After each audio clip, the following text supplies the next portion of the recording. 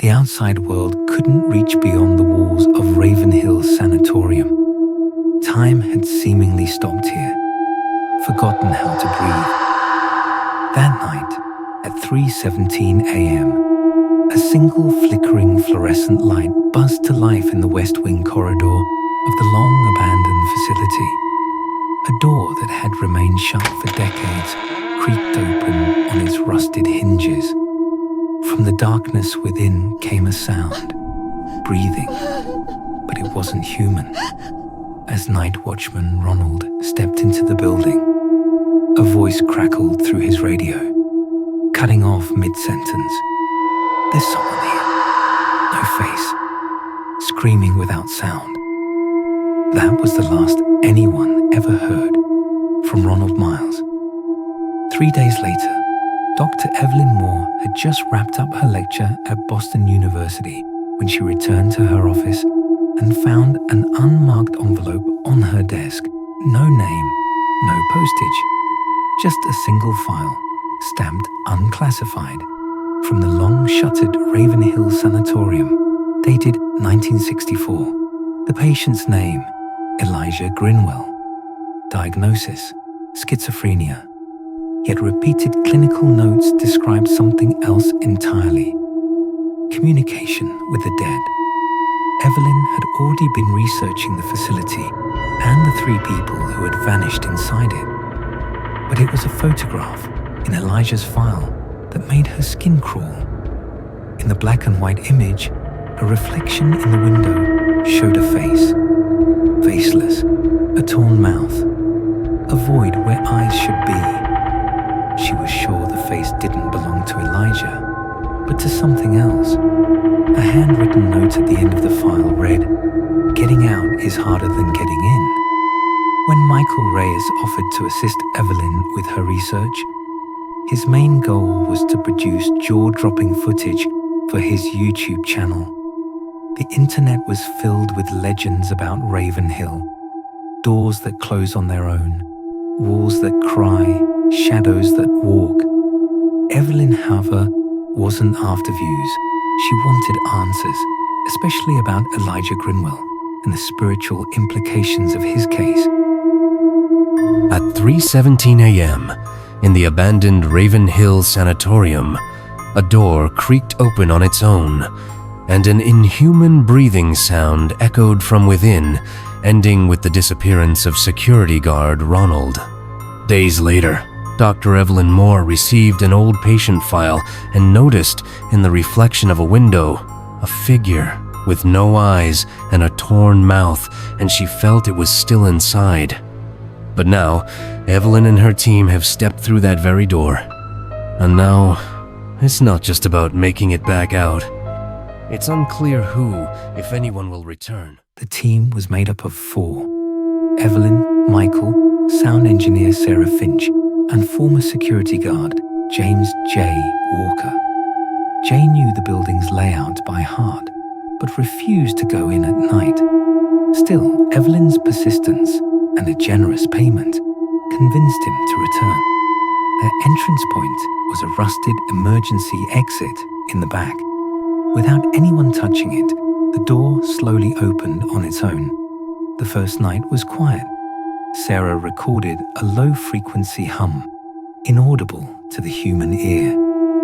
But on the playback, a voice could be heard clearly, "Don't close your eyes." At the same time, Michael reviewed footage from his camera and noticed something disturbing. In the mirror at the bottom of the stairwell stood a figure in tattered patient clothes, hands bound behind its back. But they were alone in the building. Evelyn ventured down to the old treatment rooms on the lower level. As she walked, metallic dragging sounds echoed from behind the closed doors, like a stretcher being pulled across stone. Then, from one of the rooms came a deep, distorted voice. "You've returned, but you won't leave." Jay warned the group not to enter the West Wing's second-floor corridor, where the dangerous patients were once kept. Room 237 had a reputation.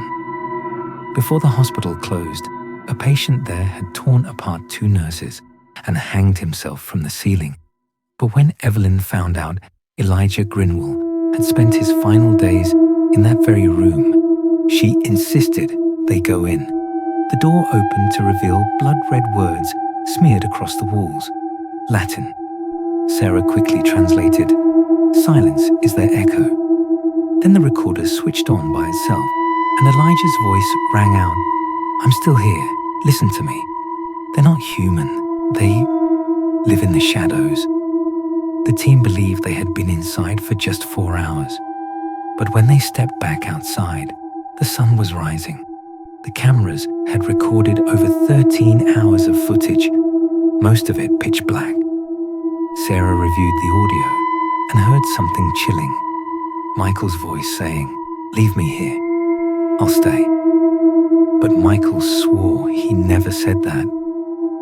That night, Evelyn dreamed of a boy in room 237. He sat with his back turned, mumbling to himself. He never showed his face. He just kept repeating the same sentence. "You can't leave without taking one of us. You entered 5. 4 can't leave." The hallway beyond room 237 led deeper into the asylum's forbidden east wing, an area supposedly sealed off since the 1970s after a fire consumed half the floor. But the walls weren't scorched. They were marked. Symbols etched in ash and blood trailed across the stone like veins. Evelyn followed them, flashlight trembling in her hand, until they reached a steel door with no handle. Only a single phrase carved deeply across the surface. "Bring no light where darkness breathes." Michael pushed it open with his shoulder, and the group entered what appeared to be some kind of underground ritual chamber. Animal bones, melted candles, and torn patient gowns littered the floor. In the center, a circle of black salt, disturbed, broken, as if someone had stepped out of it. Sarah's recorder lit up instantly, though the room was dead silent. Then it started playing a voice, one they didn't record. It was Elijah's again. "They made me part of it. They opened something. I was only the first." The candles on the floor ignited one by one, with no flame, no spark, just will. Something had happened here. Something was still happening. Jay had been acting strange since they entered the chamber. He wouldn't look anyone in the eye. He kept muttering under his breath, something about the spiral and her voice. Evelyn pulled him aside, asked what he meant. Jay just said, "She's calling me. You don't hear it?" Moments later, he was gone. No one saw him leave. No camera caught it. 1 second, he was standing near the old medical sink, and the next, he vanished. Michael panicked and started retracing their steps, calling Jay's name, echoing through the corridors. Sarah checked the cameras. On the static-filled playback, they saw Jay turn toward a corner of the room that hadn't been there before, a door where no door existed, and walk through it. They ran back to the ritual room. No door, no Jay, just the circle of salt now completely scattered, and a whisper in Sarah's headphones. One by one, the door takes who listens. Still shaken by Jay's disappearance, Evelyn suggested returning to the surface, but Sarah froze. Her equipment had detected the same low-frequency hum they heard on their first night. Only now, it was moving. It was alive, and it was right beneath them. A rusted service elevator groaned open in the corner of the east wing, though none of them had touched it. Inside was only darkness and the stench of iron and rot. Michael wanted to turn back. Evelyn hesitated, but the hum was louder now, vibrating through the walls like a heartbeat. They descended. The basement level was older than the rest of the asylum, older than the hospital itself. Carved stone, not concrete. The walls pulsed faintly, like lungs, and there, in the center of the circular chamber, sat a speaker, cracked, ancient, humming low. Sarah slowly approached. On its side was engraved a single word: sacrifice. The hum began to rise, pitch climbing like a scream held back by pressure. Then, a voice, not from the speaker, not from any device. It came from inside the walls. They entered seeking answers, but some doors once opened never truly close. And in the silence that followed, only the shadows knew who was left behind, or who was never really gone.